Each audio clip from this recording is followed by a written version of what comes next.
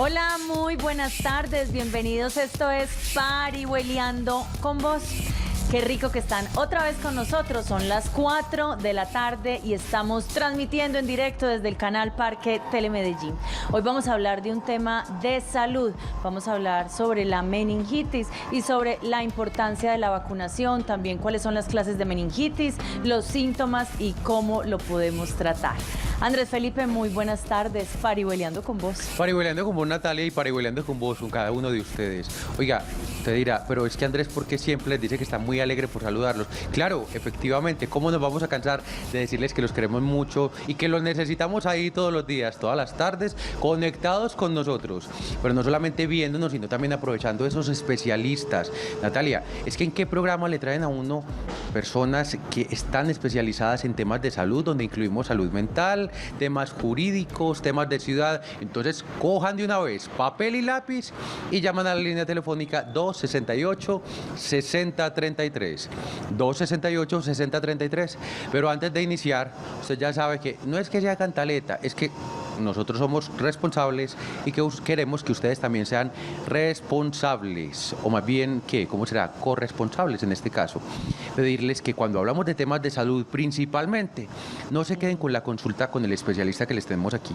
Ustedes saben que cada caso es particular, nuestro organismo es diferente. Entonces, aquí simplemente nos dan algunas pautas, pero estas consultas no excluyen que ustedes vayan donde su médico de familia, vayan al médico de la EPS, donde el médico de cabecera o ese amigo que siempre los trata y donde ustedes acuden recurrentemente. Entonces ya saben, mucho cuidado pues, sobre todo con el tema de hoy, porque en la primera parte vamos a ver que algunos de sus síntomas de la meningitis pueden ser muy parecidos a otros padecimientos que tenemos. Entonces, ay no, seguro, entonces no es nada grave o de pronto puede ser un poquito más importante. Entonces no nos quedemos con esa información. Ya saben, vamos a consultar aquí, llamamos muy juiciosos 268-6033, pero después de consultar aquí, generamos la alerta si necesitamos acudir a nuestros médicos de cabecera. Natalia, ya mucha carreta. De una vez parihuelemos con el invitado. Pero esa palabra sí me preocupa un poquito porque usted lo que dice es muy cierto. Al principio la meningitis se puede confundir con otras enfermedades, entonces no queremos tampoco alertarlos en Parihueliando con Vos. Entonces tengamos mucho cuidado con los síntomas y simplemente pues si los hay, revisar con los médicos. Este día, hoy, es el Día Mundial de la Meningitis y la mayor prevención es la vacunación. Pero bueno, ya vamos a empezar a hablar con el invitado del día de hoy. Es Santiago Aristizábal, neurólogo de la Clínica Hospital Pablo Tobón Uribe, perdón, neurólogo clínico. Hola Santiago, tiene pregrado en Medicina de la Universidad San Martín de Medellín, posgrado en Neurología Clínica, Universidad del CES, Instituto Neurológico de Colombia, tiene entrenamiento en neuroinfectología del Instituto Nacional de Neurología y Neurocirugía Manuel Velasco de la Ciudad de México. Doctor, muy buenas tardes, Parihueliando con Vos. Muy buenas tardes, Natalia, Andrés, muchas gracias por su invitación, encantado de estar acá en el programa. Bueno, aquí nosotros, usted ya había visto el programa y aquí decimos mucho la palabra de Andrés, empezamos como de coquito, explicando qué es la enfermedad, cómo se define. Bueno, el término meningitis es un término muy amplio y básicamente significa inflamación de la capa externa que está cubriendo el cerebro, que se llama las meninges.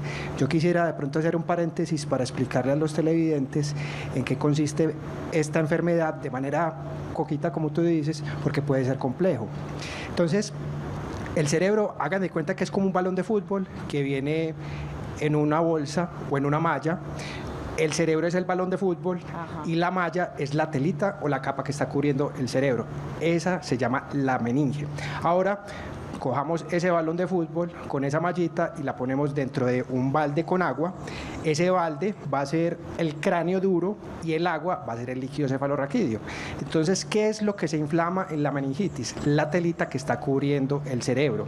Pero además se puede inflamar el cerebro adyacente y, por supuesto, el líquido cefalorraquídeo.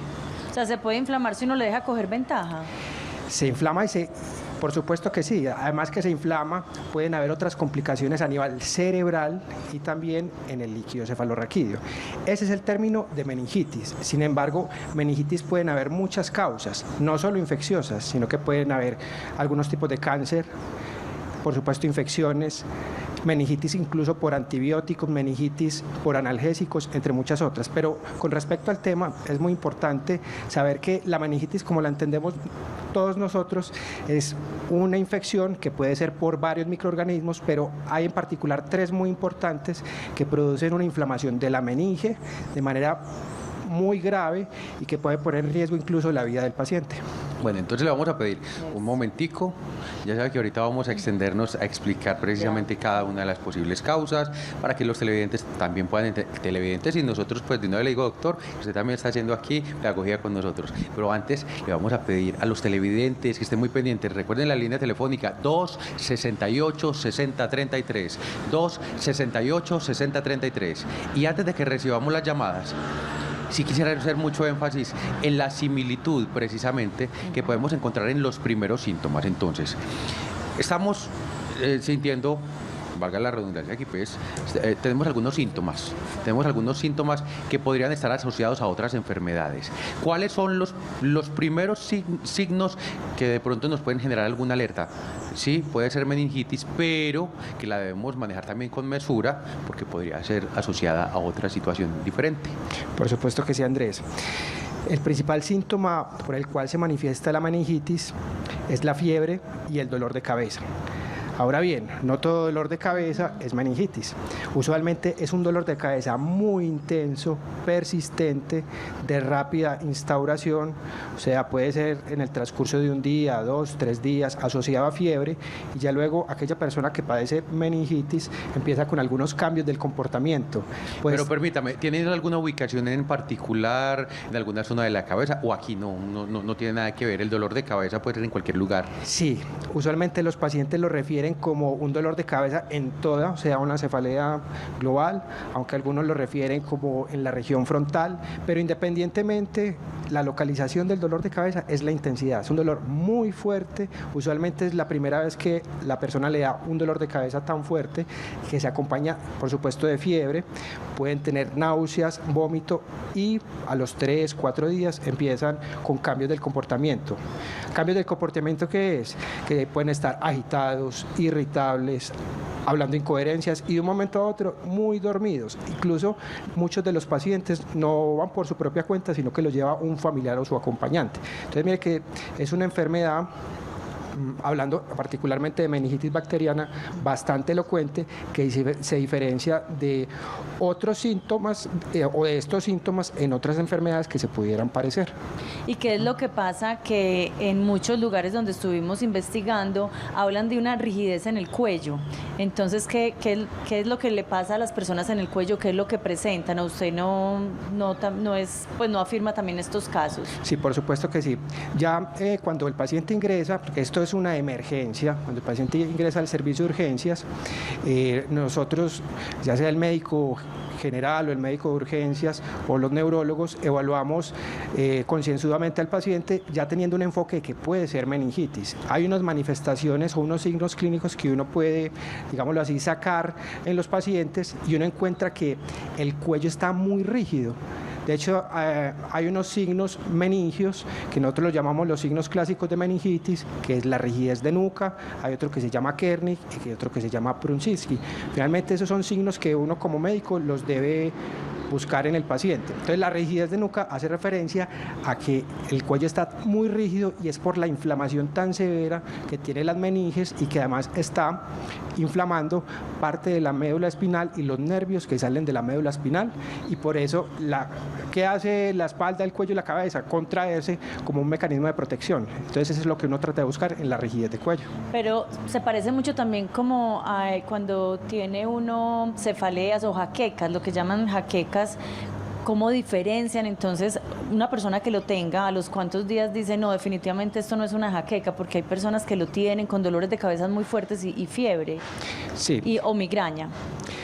El dolor de cabeza, la meningitis, se puede parecer a la migraña. Lo que pasa es que en la migraña los ataques pueden ser muy fuertes, pueden también tener vómito, pero no deben tener otros signos de alarma como son la fiebre, la alteración de la conciencia, el vómito persistente y la alteración del estado de conciencia. O sea, el dolor de cabeza en meningitis se acompaña de otros signos y síntomas de alarma que no tienen nada que ver a los síntomas o signos de la migraña.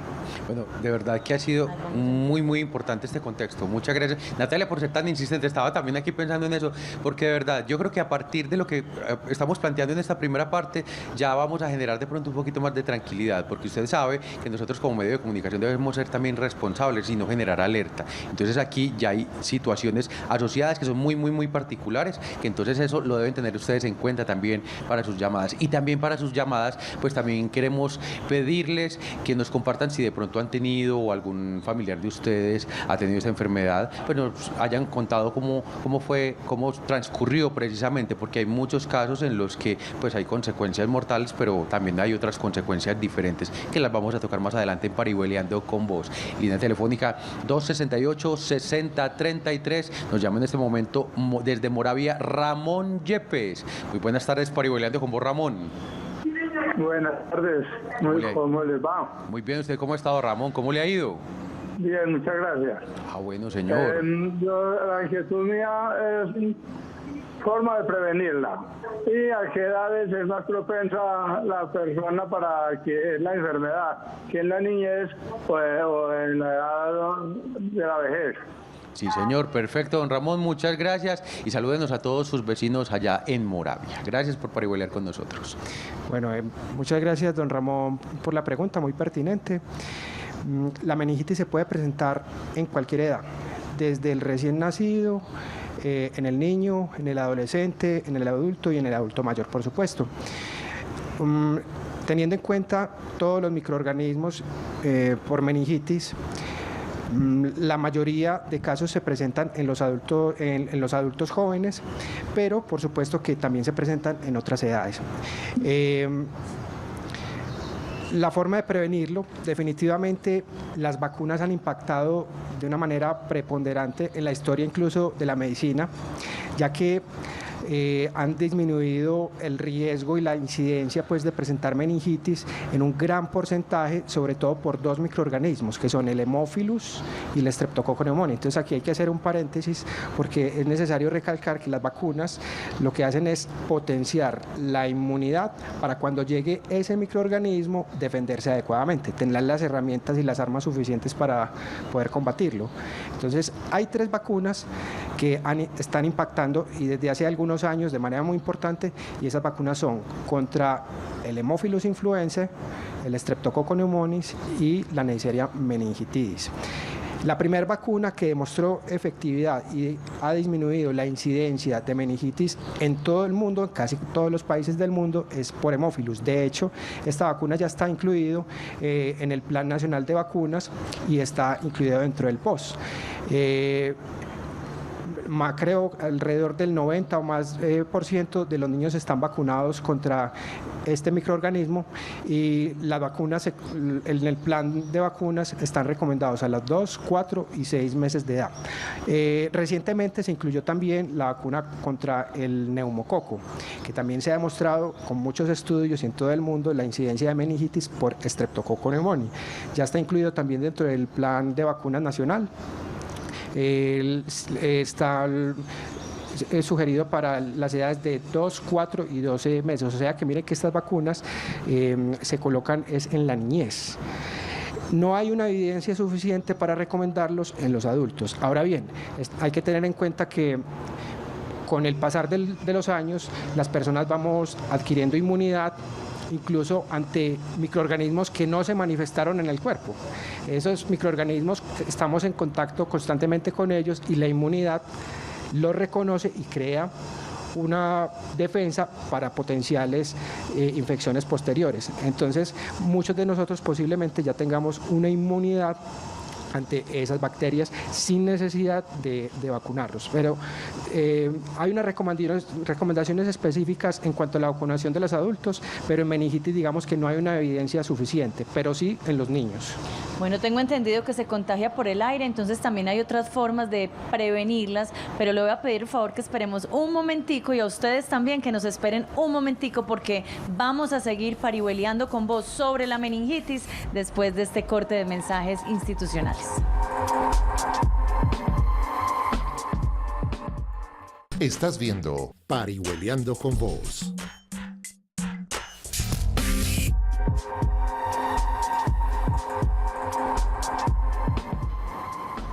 Y seguimos parihueleando con vos.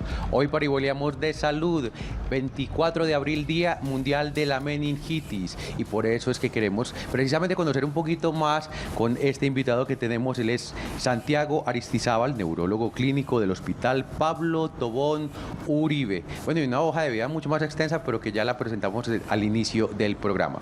Antes de que Natalia reciba una llamada telefónica, bueno, queremos hacer un poquito de contexto, porque como lo hicimos también al principio del programa, pues teníamos la inquietud sobre precisamente de pronto esos síntomas que se presentan cuando una persona tiene meningitis. Entonces eso nos da una pauta muy importante y una claridad que se estableció al principio en Parihueleando con vos.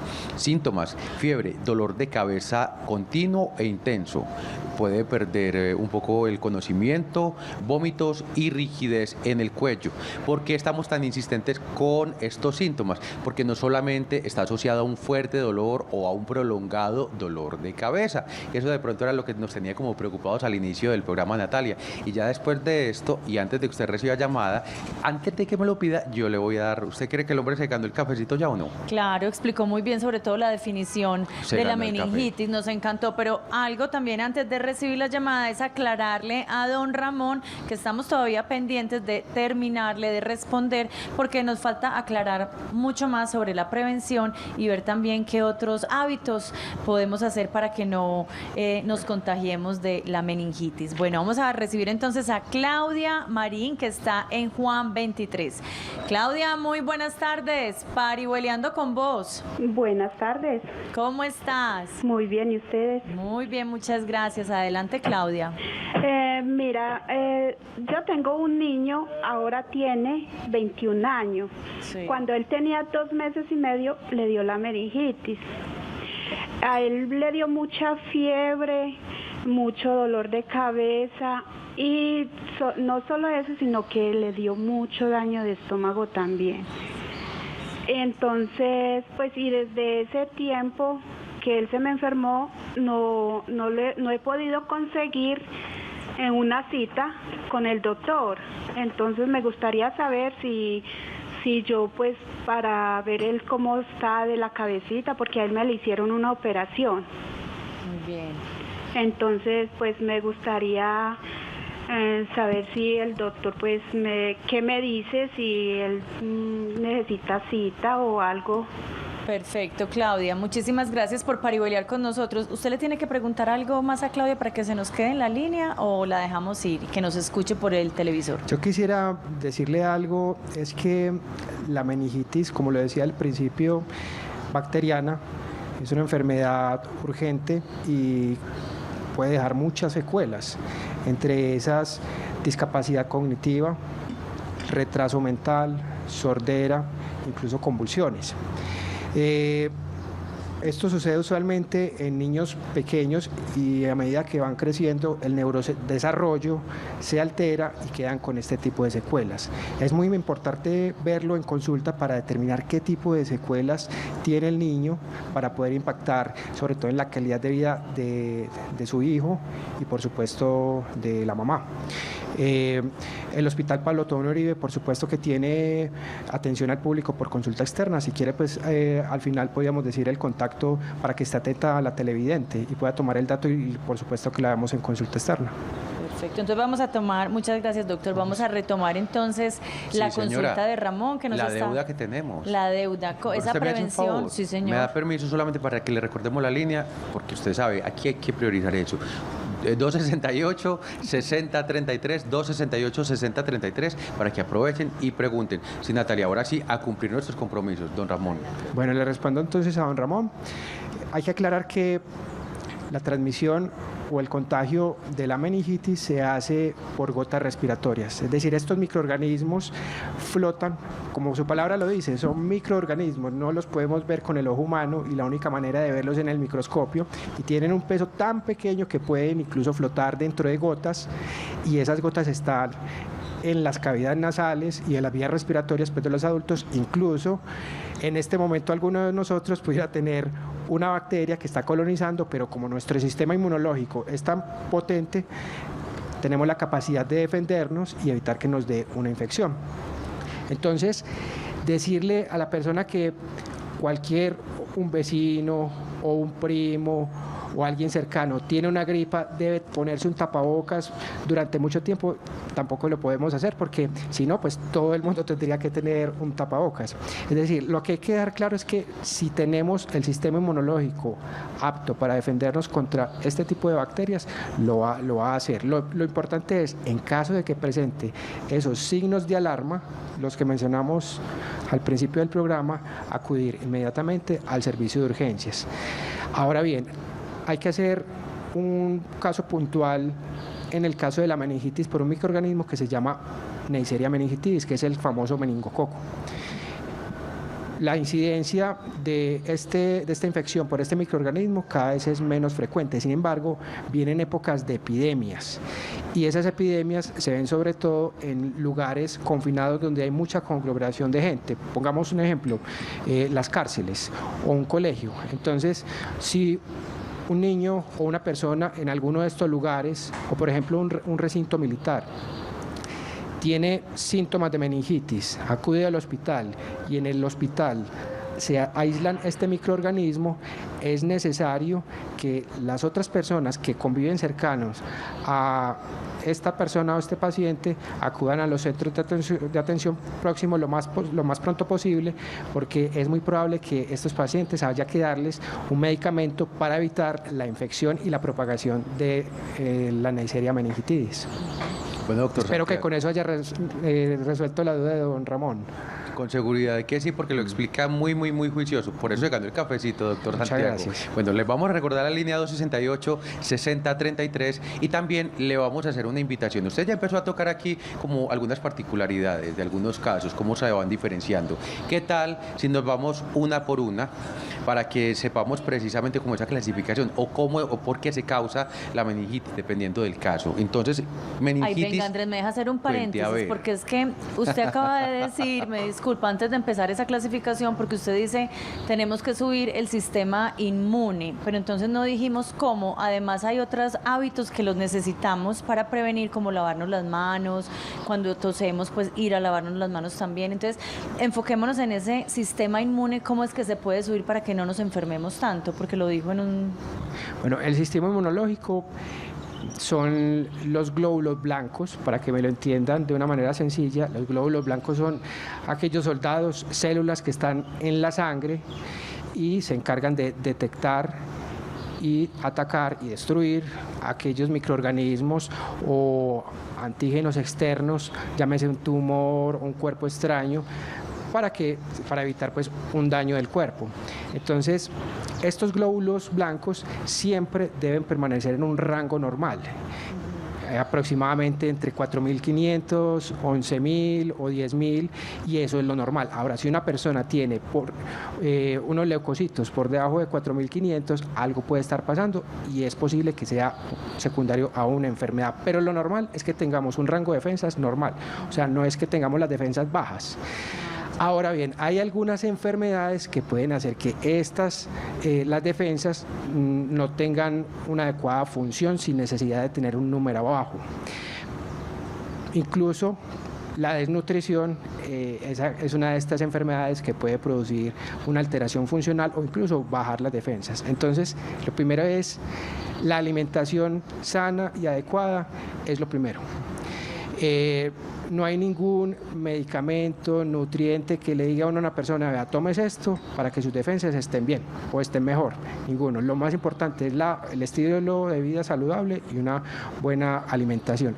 Y por supuesto, las medidas higiénicas son fundamentales. El lavado de manos, esto sobre todo en los hospitales. Los casos de meningitis, como son urgencias, los vemos son intrahospitalariamente. Entonces, las medidas de seguridad para evitar el contagio y la transmisión en los hospitales es muy estricta.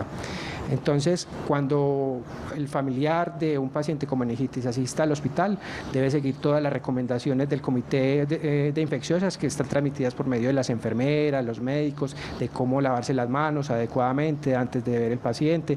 En algunos casos se necesita una mascarilla intrahospitalariamente, ¿cierto? Pero Digamos que no sobra decir que en la casa es fundamental pues el lavado de manos, la buena nutrición, entre otras cosas. Bueno, le voy a hacer entonces aquí la propuesta, que al final del programa, donde tenemos el segmento de recomendaciones, retomemos todo esto y lo podamos resumir muy bien para los televidentes, ¿les parece? Por supuesto. Bueno, línea telefónica 268-6033, nos llama Marceli Gil desde Bello. Muy buenas tardes, parihueleando como Marceli. Buenas tardes. ¿Cómo le ha ido? Muy bien. Bueno, ¿tiene algún caso? Nosotros muy bien, aquí aprendiendo mucho. Espero que ustedes también y tomando allá nota con papel y lápiz. Sí, señor. Bueno, señora, cuéntenos entonces qué quiere saber o de pronto alguna experiencia que quiera compartir. No, mi experiencia. Sí, cuéntenos, por favor. Siempre triste. Yo tenía una niña de iba a cumplir 2 años, sí, y cierto día amaneció a las 6 de la mañana llorando y me señalaba con la manito me señalaba la cabeza. Entonces yo pues miré y ella estaba con mucha fiebre. Pero otro síntoma es que ellos se ponen con la mirada muy directa. En el mismo momento en que ella se puso con la mirada rígida, entonces yo la llevé a urgencias y estuve todo el día volteando con ella y la niña mal, no volvió a reaccionar. La hospitalicé y justo al día jueves a las 6 de la mañana murió. Y el diagnóstico del médico era que tenía meningitis. Doña Marce, sí, de verdad, qué testimonio, sí es como usted dice, es muy triste y sabemos de verdad que ha pasado situaciones muy difíciles a partir de esto. De verdad que le agradecemos mucho por compartirlo, además que no es fácil contarle a todo medio de comunicación y a los televidentes esa experiencia, pero en primer lugar, de parte de Parihueleando con Vos, le agradecemos mucho porque a partir de lo que usted vivió le puede ayudar mucho a otras personas, porque vamos a tocar ese tema enseguida que vengamos de mensajes institucionales, pero sobre todo alentar a que de verdad, usted sabe que esas situaciones hay que asumirlas y bueno, ya vivió esa situación, pero hay mucho que hacer por otras personas. Un abrazo muy fuerte de parte de nuestro equipo. Para que entonces no dejemos que le respondan así como a la carrerita, yo le voy a pedir un favor, doña Marcesi, que se quede ahí pendiente, como ya les anuncié, vamos a ir a unos mensajes institucionales, entonces ni usted ni nadie se va a mover de sus televisores, que ya seguimos aquí en Parihueleando con Vos.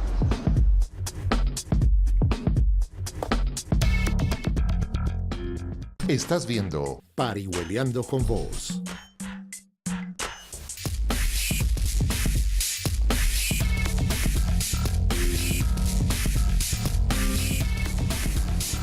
Y continuamos parihueleando con Vos. La mortalidad de la meningitis en Colombia es del 16%, pero a los síntomas hay que ponerle mucho cuidado y hay que correr. Y por eso estamos tomando conciencia hoy en el Día Mundial de la Meningitis. Y antes del corte de mensajes institucionales, doña Marceli Gil de Bello nos contaba su experiencia cuando su niña tuvo unos síntomas de meningitis y murió. Entonces ya ahora el doctor Santiago Aristizábal, neurólogo clínico del Hospital Pablo Tobón Uribe, nos va a responder. Le va a responder especialmente a Marcesi. Bueno, esto es un caso desafortunado y esa es la historia natural de la meningitis, valga la redundancia, en la historia de la humanidad.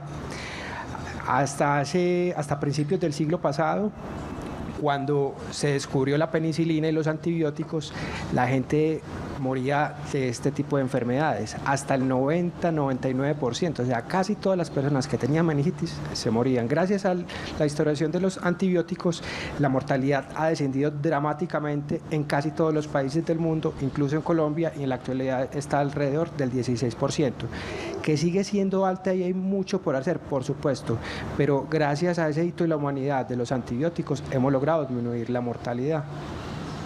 Sí.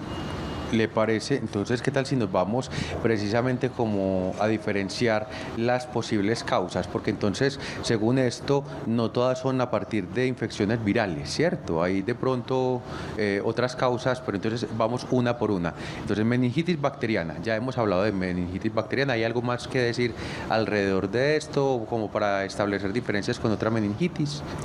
La presentación es muy parecida, los 3 microorganismos más frecuentes son el neumococo, el meningococo y el hemófilos cada vez menos frecuentes. Hay otras bacterias mucho menos frecuentes que se presentan en ciertas poblaciones como pacientes inmunocomprometidos, trasplantados, que toman inmunosupresores, pero por lo general pues estos son los microorganismos y los síntomas y signos son muy parecidos y el tratamiento muy similar con los antibióticos, siempre intrahospitalariamente y de manera intravenosa.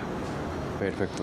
Vamos a hablar también de la meningitis fúngica, pero vea, tenemos otra llamada. Entonces, primero los televidentes. Vamos a hablar con Marta Gómez desde El Poblado. Marta, muy buenas tardes, parihueliando con vos.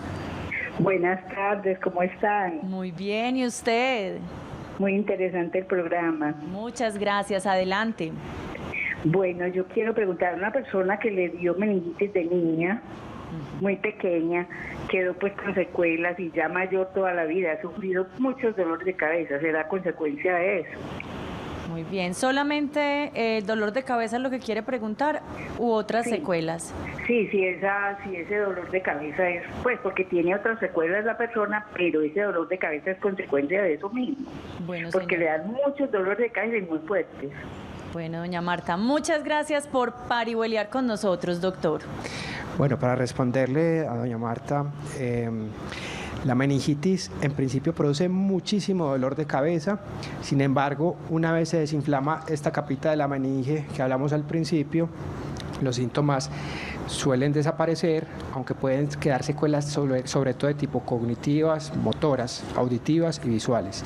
El dolor de cabeza posterior, a menos que haya un proceso crónico inflamatorio que ya se hubiera manifestado, sí pudiera producir dolor de cabeza, pero es muy probable que esta persona tenga un dolor de cabeza diferente, muy probablemente migraña si los ataques son muy fuertes, otro tipo de dolor de cabeza primario, no necesariamente pues por meningitis, como es la cefalea tensional, pero usualmente hay una comorbilidad. Usted puede tener piojos y pulgas, usted le puede haber dado meningitis, pero además tener migraña que es muy frecuente, pero bastante discapacitante.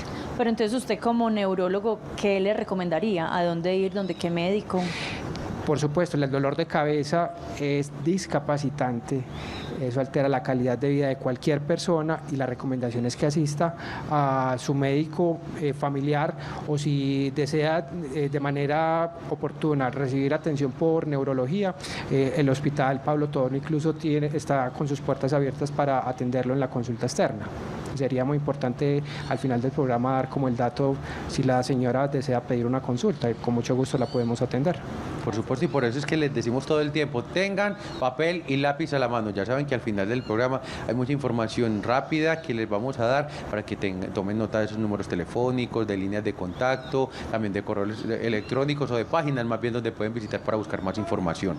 Natalia había planteado una pregunta, entonces vamos a retomarla, pero recordándoles que nos pueden llamar 268-6033, 268-6033. Dama, preguntó por la meningitis fúngica. Sí, vámonos señor. Entonces con esta. Bueno, la meningitis fúngica es producida por hongos. La palabra fúngica hace referencia a los hongos. Es mucho menos frecuente que la meningitis bacteriana y es, digámoslo, bastante exótica. Sin embargo, cuando se presenta hay unas particularidades en aquellos pacientes que la tienen, además de los síntomas que pueden ser mucho más severos y la mortalidad mucho más alta. No es frecuente que un paciente que no tenga ningún problema físico o inmunológico presente este tipo de infección. Casi siempre son aquellos pacientes con algún inmunocompromiso, por ejemplo, pacientes con VIH-Sida, pacientes trasplantados que consumen medicamentos inmunosupresores y hay particularmente algunos hongos. Uno de ellos muy frecuente se llama el criptococo. Se presenta principalmente en población con VIH-Sida, es una enfermedad, una meningitis bastante agresiva, también produce muchas secuelas neurológicas y los síntomas sí son bastante parecidos a los de la meningitis bacteriana. El tratamiento no es con antibióticos, sino con antifúngicos y usualmente son tratamientos muy prolongados, medicamentos intravenosos durante muchas semanas, incluso meses, y como les digo, pues bastante exótico y puede producir muchas secuelas neurológicas. Venga, entonces aquí lo que se trata cuando dijo que antifúngicos, ¿qué es lo que están tratando? El hongo como tal. Sí. O sea, no es ya lo que ocasionó la meningitis, sino el hongo que lo causó. Sí, cuéntenos un poquito eso, desmenúcelo un poquito más ahí, por favor, doctor. Listo. El hongo no es el champiñón que uno se imagina, pues, que está en el suelo. Sí, sí, además que estamos todos aquí como a ver cómo es sí, el hongo. Pues. Los hongos también son microscópicos. Casi siempre están en la vía respiratoria y ante algunos casos de inmunocompromiso, él puede llegar a la sangre y dirigirse a otros sitios, a otros órganos, en este caso el cerebro, e invadir la meninge. Los hongos microscópicamente son un poco más grandes que las bacterias, pero la respuesta inmunológica sobre estos hongos es mucho, pero mucho más severa.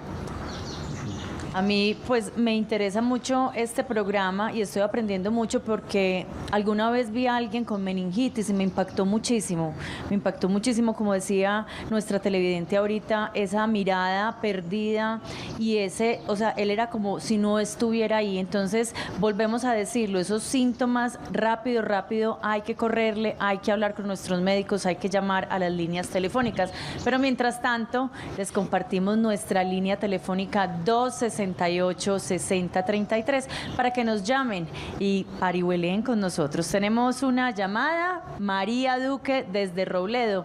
María, muy buenas tardes, parihueleando con vos.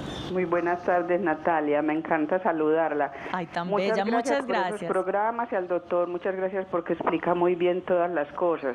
A veces me tengo que perder el programa por obligación, pero me encanta mucho, les doy las gracias. María, usted, muchas gracias por sintonizarnos. Yo tengo 70 años, me crié en el campo, nunca supe que fueron vacunas. Andaba siempre descalza, en contacto con animales enfermos, lidiándolos, en fin, todas esas cosas. Gracias a Dios hasta aquí pues no me ha dado nada de esas cosas. Hoy por hoy estoy en la ciudad, mis hijos que ya son mayores de 30 años, todos fueron vacunados. Entonces mi pregunta es la siguiente. A mi edad todavía debería vacunarme, ¿en dónde lo vacunan a uno? Y a mis hijos, que como le digo, ya son mayores de 30 años todos y que fueron vacunados, ¿se les debería reforzar la vacuna? Muchas gracias. María, excelente pregunta y gracias a usted por sintonizarnos, bueno, casi todos los días como usted lo dice, y ojalá no tenga obligaciones entonces a esta hora, se queda con nosotros a las 4 de la tarde y hace sus vueltecitas por la mañana si es posible. Muchas gracias, María. Doctora, adelante. Bueno, muchas gracias, doña María, por la pregunta. Con respecto a la meningitis, en adultos no hay una recomendación clara para la vacunación que es como si ha sido demostrada en niños. Recordemos entonces que la vacunación está totalmente recomendada, está en el plan obligatorio de salud, en el Plan Nacional de Vacunación para 3 tipos de bacterias que son Haemophilus, el Haemophilus influenza, Neisseria meningitidis y Streptococcus pneumoniae. Tanto el Haemophilus como el Streptococcus pneumoniae están incluidas en el POS y están indicadas en el primer año de vida. Pero en adultos todavía no hay una evidencia científica adecuada como para recomendarlo y para prevenir este tipo de infecciones. Entonces, ella no se tiene que vacunar en este momento. Para prevenir meningitis no hay una recomendación como tal. Perfecto. Estamos parihueleando con el neurólogo clínico Santiago Aristizábal. Estamos parihueleando con vos sobre la meningitis. Ya volvemos después de este corte de mensajes institucionales.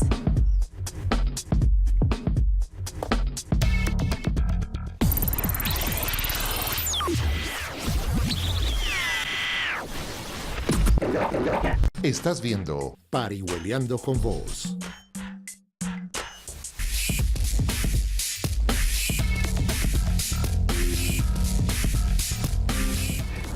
Y seguimos parihueleando con vos. Hoy parihueleamos de salud, parihueleamos sobre la meningitis con el doctor Andrés Santiago Aristizábal, neurólogo clínico del Hospital Pablo Tobón Uribe. 268-6033 para que nos llamen, para que nos cuenten de pronto si han estado relacionados con el tema de hoy o si de pronto tienen alguna inquietud en términos de prevención, de pronto por alguna situación que se les haya dado y por qué estamos reiterativos en esto.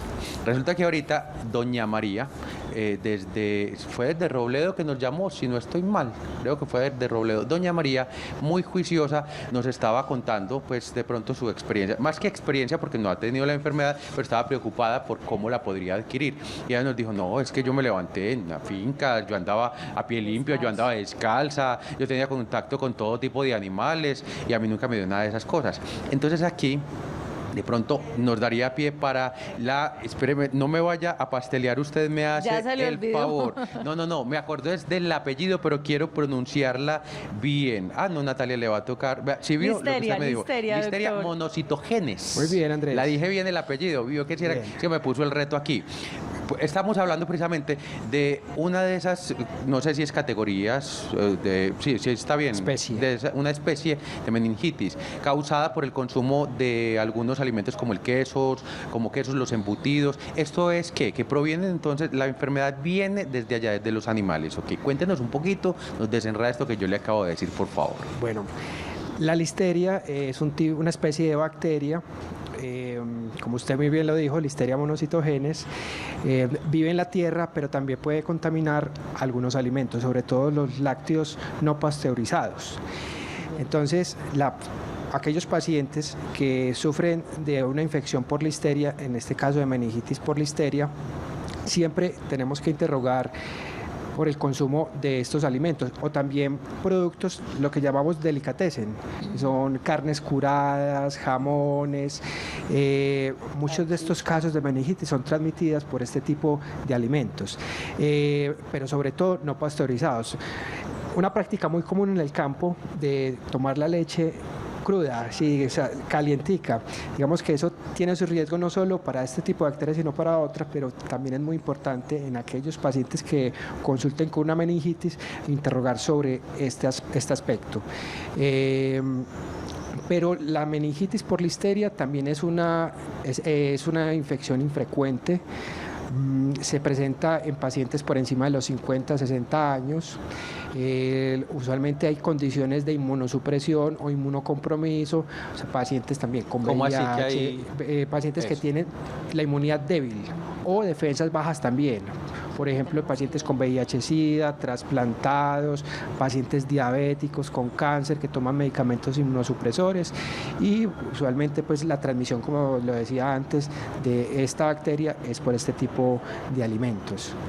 Bueno, hay otro consejo bien importante de no tomar entonces leche que no esté pasteurizada. Vea, usted fue el que, María, por decir. Diga listeria. Diga listeria. Mejor dicho, vámonos para otra llamada, nos vamos para Manrique con Blanca Cano. Blanca, muy buenas tardes, parihueliando con vos. Buenas tardes, parihueliando con ustedes. Bueno. ¿Cómo están? Muy bien, ¿y ustedes? Bien, gracias. Mira, es que es para salirme un poquito del tema, ¿cierto? Pero para hacerle una preguntita al médico, porque tengo una hija que tiene 35 años. Le dan unos dolores de cabeza. Siempre ha ido al médico y le dicen que es migraña, ¿cierto? Pero si ella está, por ejemplo, ella se levanta y en un minuto le da un dolor de cabeza que la deja a veces, que le da lidia hasta para mirar, ¿cierto? O sea, a veces se le entumía un poquito la cara y el dolor es tan fuerte que ella dice que es un dolor insoportable.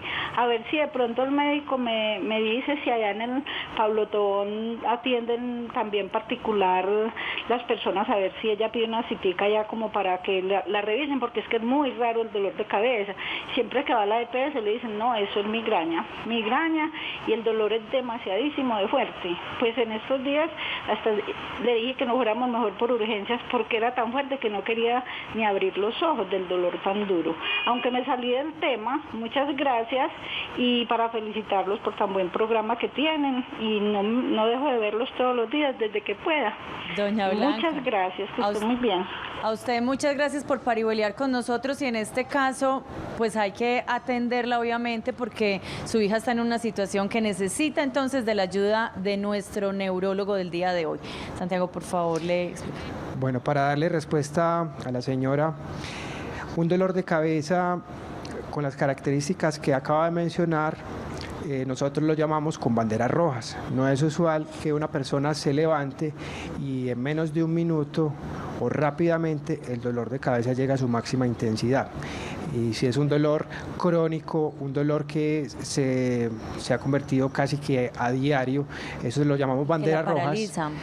Sí, aunque hay que aclarar que la migraña también puede generar, en los momentos de dolor máximo, puede generar algunos síntomas en el cuerpo, como son hormigueo, sensación de parálisis, alteración visual, pero en este caso puntual nosotros lo llamamos dolor de cabeza con banderas rojas y siempre tenemos que descartar alguna otra enfermedad secundaria intracerebral o en el cuerpo que esté generando el dolor de cabeza sin necesidad de que sea migraña. Ahora, puede tener migraña, pero también puede tener algo más. Es fundamental que los médicos de atención primaria clasifiquen, prioricen, evalúen bien a estos pacientes para poder detectar esos signos bandera roja y acudir rápidamente, atenderlo rápidamente y que no vaya a ser alguna complicación, como por ejemplo una meningitis, aunque el caso que dice la señora no parece un caso típico de meningitis, pero sí es muy importante que si sigue con dolor de cabeza, por supuesto, tiene que ser atendida en un centro de urgencias,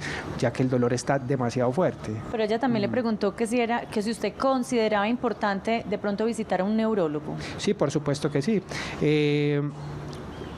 Por supuesto que los neurólogos tenemos, digamos, más fresco el conocimiento y la forma de clasificar el tipo de dolor de cabeza, y mi sugerencia es que por supuesto es mejor que la vea un neurólogo.